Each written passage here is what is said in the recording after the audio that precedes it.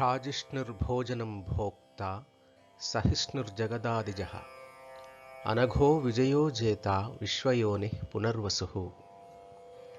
భ్రాజిష్ణుః భోజనం భోక్త సహిష్ణుః జగదాదిజః అనఘః విజయః జేత విశ్వయోనిః పునర్వసుః. భ్రాజిష్ణుః అంటే తేజస్వరూపుడు లేదా స్వయం ప్రకాశకుడు. భోజనం అన్నస్వరూపుడు. విష్ణువు యొక్క మాయ ద్వారా సృష్టించబడినటువంటి ఈ ప్రకృతియే జీవులకు అన్నరూపములో ఉండటం వలన విష్ణువును భోజనం అని పిలుస్తారు. భోక్త అంటే భుజించేవాడు.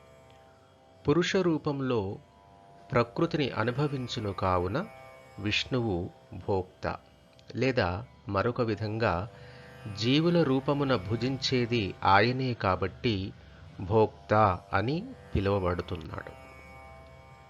సహిష్ణుః అంటే సహనశీలుడు అని అర్థం.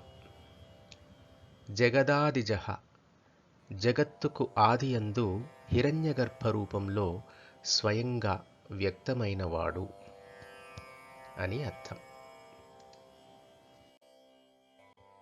అనఘః పాపరహితుడు అంటే ఆయనకు ఎలాంటి పాపములు లేవు, అంటవు కూడాను. విజయః విజయస్వరూపుడు. జ్ఞాన వైరాగ్య ఐశ్వర్యాది గుణాలచే సమస్తాన్ని జయించువాడు. జేతాః సర్వాన్ని జయించినవాడు.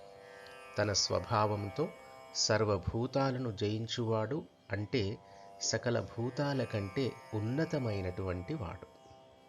విశ్వయోనిః విశ్వాన్ని సృజించినవాడు.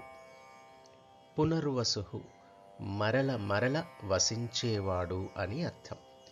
ఆయన జీవరాశి యొక్క జన్మ పరంపరలో ప్రతి శరీరములోనూ క్షేత్రజ్ఞుని రూపములో ఉంటూ మరల మరల నివసిస్తున్నాడు.